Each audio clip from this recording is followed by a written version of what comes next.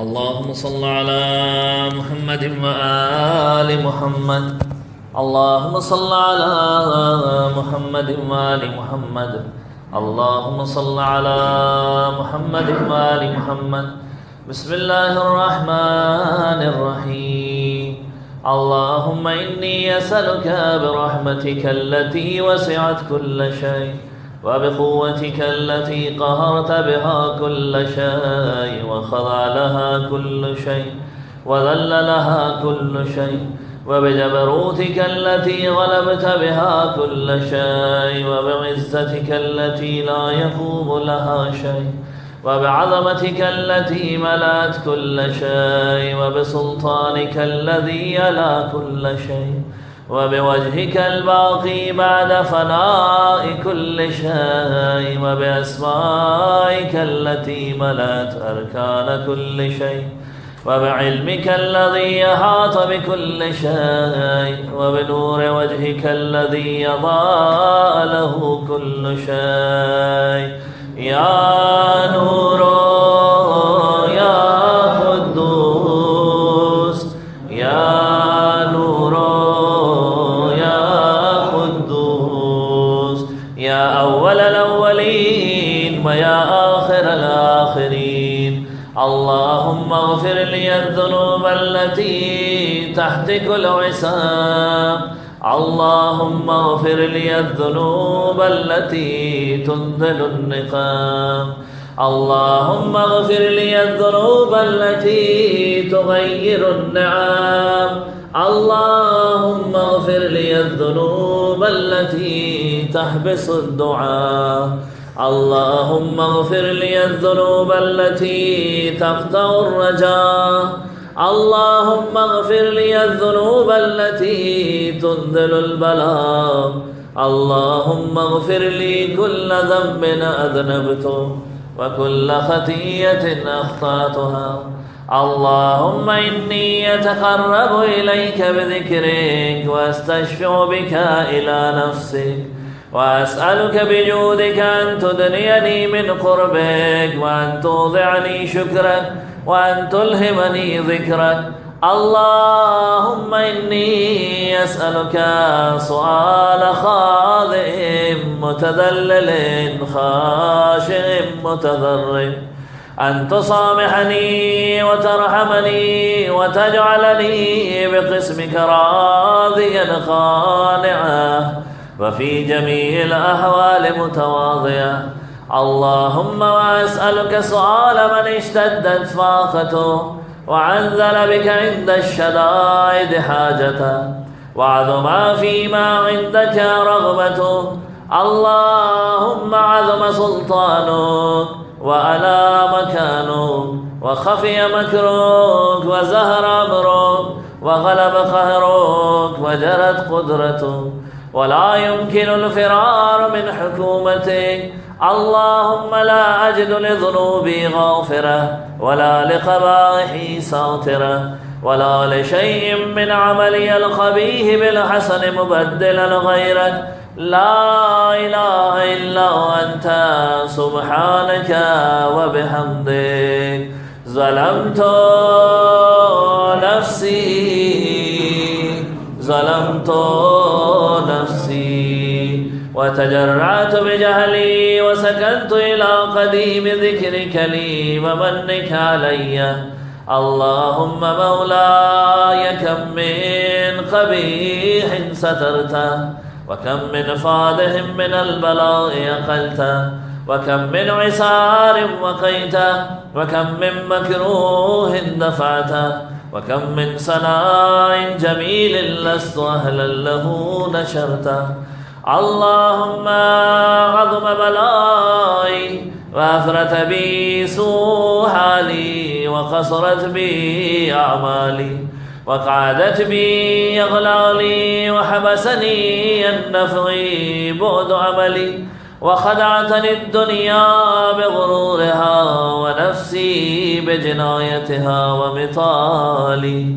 يا سيدي فأسألك بعزتك ألا يحجب عنك دعائي سوء عملي وفعالي ولا تفزعني بخفي ما اطلعت عليه من سري، ولا تعاجلني بالعقوبة على ما عملته في خلواتي من سوء فعلي وإساءتي ودوام تفريطي وجهالتي وكثرة شهواتي وغفلتي. وكن اللهم بعزتك لي في كل الأهوال رؤوفا، وعلي في جميع الأمور عطوفا. إلهي وربي من لي غيرك، أسأله كشف ضري والنذر في أمري.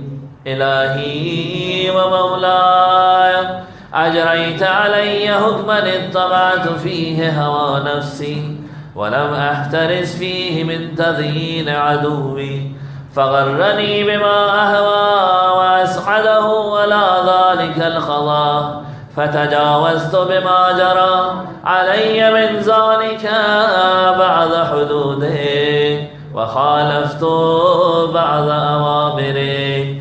فلك الحمد علي في جميع ذلك، ولا حجة لي فيما جرى علي فيه خضاء، والزمني حكمك وبلاؤك. وقد أتيتك يا إلهي بعد تقصيري وإسرافي على نفسي، معتذرا نادما منكسرا مستقيلا مستغفرا منيبا مقرا مذعنا معترفا. لا أجد مفرا مما كان مني، ولا مفزعا أتوجه إليه في أمري غير قبولك عذري وإدخالك إياي في سعة من رحمتك. اللهم فاقبل عذري وارحم شدة ضري، وفكني من شد وثاقي. يا رب ارحم ضعف بدني، يا رب ارحم ضعف بدني ورقة جلدي ودقة عظمي. يا من بدا خلقي وذكري وتربيتي وبري وتغذيتي، هبني لابتداء كرمك وصالح برك بي. يا إلهي وسيدي وربي، أتراك معذبي بنارك بعد توحيدك، وبعد ما انطوى عليه قلبي من معرفتك، ولهج به لساني من ذكرك، واعتقده ضميري من حبك، وبعد صدق اعترافي ودعائي خاضعا لربوبيتك. هيهات أنت أكرم من أن تضيء من ربيته، أو تبعد من عدنيته، أو تشرد من آويته، أو تسلم إلى البلاء من كفيته ورحمته. وليت شعري يا سيدي وإلهي ومولاي، أتسلط النار على وجوه خرت لعظمتك ساجدا، وعلى ألسن نطقت بتوحيدك صادقا وبشكرك مادحا، وعلى قلوب اعترفت بإلهيتك محققا، وعلى ضمائر حوت من العلم بك حتى صارت خاشعة، وعلى جوارح سعت إلى أوطان تعبدك طايا، وأشارت باستغفارك مذعنة. ما هكذا الظن بك، ولا أخبرنا بفضلك عنك يا كريم يا رب، يا كريم يا رب. وأنت تعلم ضعفي قليل من بلاء الدنيا وعقوباتها، وما يجري فيها من المكاره على أهلها، على أن ذلك بلاء ومكروه قليل مكسور يسير بقاء قصير مدته، فكيف احتمالي لبلاء الآخرة وجليل وقوع المكاره فيها، وهو بلاء تطول مدته ويدوم مقامه ولا يخفف عن أهله، لأنه لا يكون إلا عن غضبك وانتقامك وسخطك، وهذا ما لا تقوم له السماوات والأرض. يا سيدي فكيف لي وأنا عبدك الضعيف الذليل الحقير المسكين المستكين. يا إلهي وربي وسيدي ومولاي، لأي الأمور إليك أشكو، ولما منها ضج وأبكي، لأليم العذاب وشدته أم لطول البلاء ومدته، فلئن سيرتني للعقوبات ما أداي، وجمعت بيني وبين أهل بلاي، وفرقت بيني وبين أحبائك وأوليائك، فهبني يا إلهي وسيدي ومولاي وربي. صبرت على عذابك فكيف أصبر على فراقك، وهبني صبرت على هر نارك فكيف أصبر عن النظر إلى كرامتك. أم كيف أسكن في النار ورجائي أفضل، فبعزتك يا سيدي ومولاي أقسم صادقا لئن تركتني ناطقا لأذجن إليك بين أهلها زجيج العاملين، ولا أصرخن إليك صراخ المستصرخين، ولا أبكين عليك بكاء الفاقدين، ولا أنادينك أين كنت يا ولي المؤمنين، يا غاية آمال العارفين، يا غياث المستغيثين، يا غياث المستغيثين، يا حبيب قلوب الصادقين، ويا إله العالمين. أفتراك سبحانك يا إلهي وبحمدك تسمع فيها صوت عبد مسلم سجن فيها بمخالفته، وذاقت عذابها بمعصيته، وحبس بين أطباقها بجرمه وجريرته، وهو يزج إليك زجيج معمل لرحمته، ويناديك بلسان أهل التوحيد، ويتوسل إليك بربوبيته. يا مولاي فكيف يبقى في العذاب وهو يرجو ما سلف من حلمك ورأفتك ورحمتك؟ أم كيف تعلمه النار وهو يعمل فضلك ورحمتك؟ أم كيف يغرقه لهيبها وأنت تسمع صوته وترى مكانه؟ أم كيف يشتمل عليه زفيرها وأنت تعلم ضعفه؟ أم كيف يتقلقل بين أطباقها وأنت تعلم صدقه؟ أم كيف تزجره زبانيتها وهو يناديك يا رب؟ أم كيف يرجو فضلك في إتقه منها فتتركه فيها؟ هيهات ما ذلك الظن به، ولا المعروف من فضلك، ولا مشبه لما عملت به الموحدين من برك وإحسانك. فباليقين أقطع لولا ما حكمت به من تعظيم جاهدي وقضيت به من إخلاد معاندي، لجعلت النار كلها بردا وسلاما، وما كان لأحد فيها مقرا ولا مقاما، لكنك تقدست أسماؤك قسمت أن تملأها من الكافرين من الجنة والناس أجمعين، وأن تخلد فيها المعاندين، وأن تجل ثناؤك قلت مبتدئا وتتولت بالإنعام متكرما. أفمن كان مؤمنا كمن كان فاسقا لا يستوون.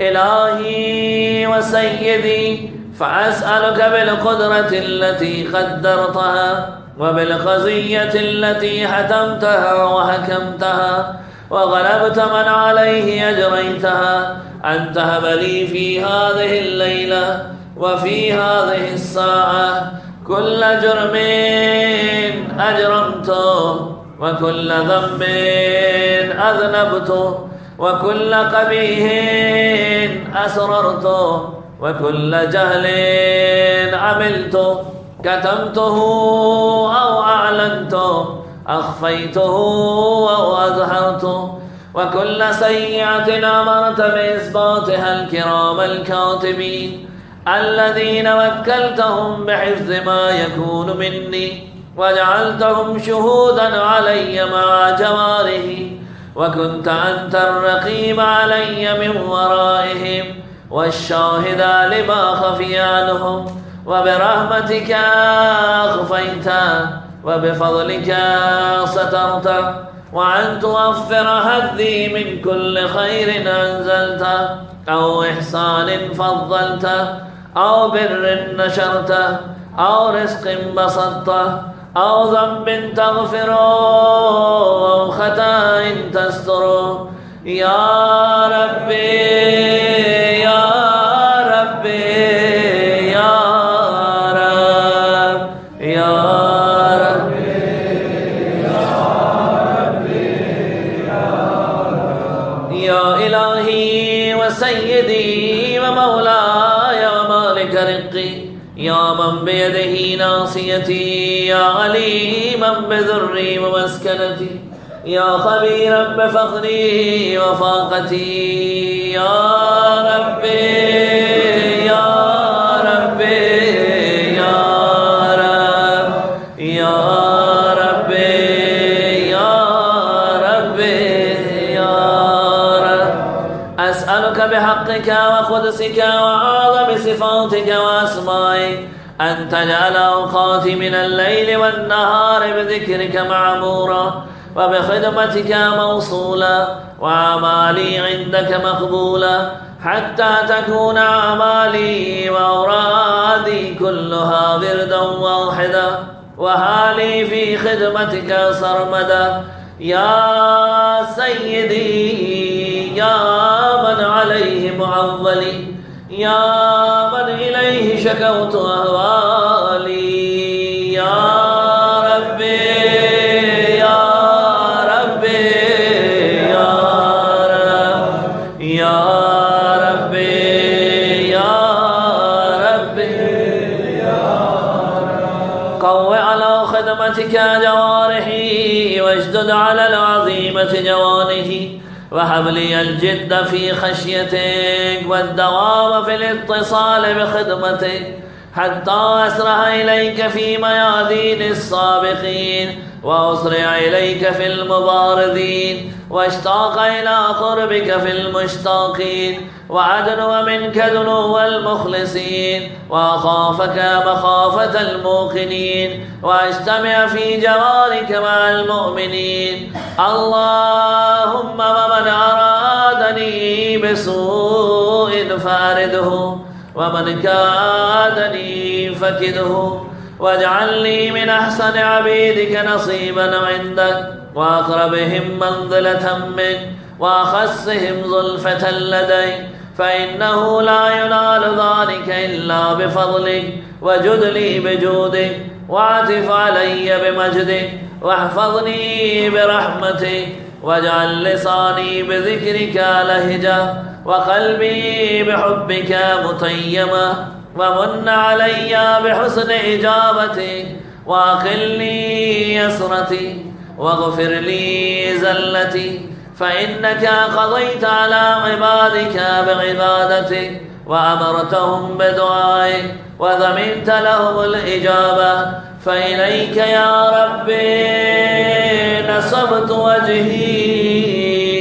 وإليك يا ربي مددت يدي فبعزتك استجب لي دعائي وبلغني مناي ولا تقطع من فضلك رجائي واكفني شر الجن والإنس من أعدائي يا سريع الرضا يا سريع الرضا اغفر لمن لا يملك إلا الدعاء فإنك فعال لما تشاء يا من اسمه دواء وذكره شفاء وطاعته غنى ارحم من راس ماله الرجاء وسلاحه البكاء يا سابغ النعم يا دافع النخام يا نور المستوحشين في الظلام يا عالما لا يعلم صل على محمد وآل محمد وافعل بي ما أنت أهله وصلى الله على رسوله والأئمة الميامين من آله وسلم تسليما كثيرا كثيرا.